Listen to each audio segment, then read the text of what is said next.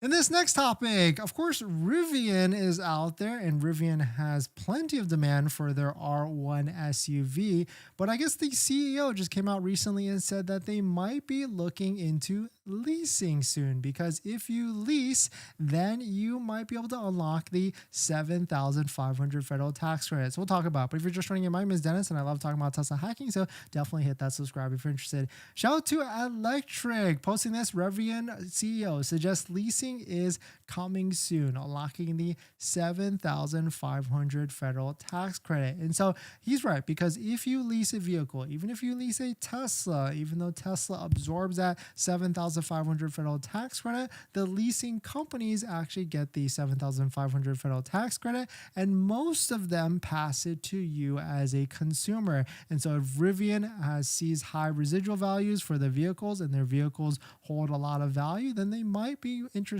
in getting to the leasing game. I mean, they do have a lot of trucks in inventory. You can take delivery of the R1T quad motor relatively quick. Of course, not the dual motor, but the R1S still seems to be about 12 months out to maybe even longer because there's a lot of demand for these R1S SUVs. But I do see a lot of posts. I like to keep my eyes open and look into all the different marketplaces and groups of all these different vehicles. And there's a lot of people trying to sell this for essentially flip this vehicle really quickly. It seems like the market price seems to be around $88,000 to $90,000 for the R1S, but I would love to see more leasing deals out there because it seems like a lot of different companies, talking like Hyundai, Ioniq 5, EV6, and much more, are trying to get into the leasing game to get around this 7,500 federal tax credit. Here's a full list of all the vehicles out there that are sold that are EVs that potentially might qualify for the full 7,500 federal tax credit or even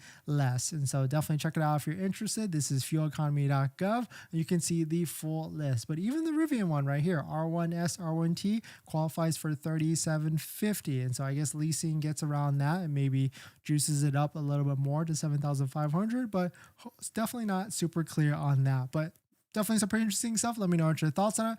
We're going to jump into the live stream comments. But before we do that, this video is actually sponsored by my Patreon link. Down in the description is the Patreon link. We support the channel, so definitely check it out if you're interested.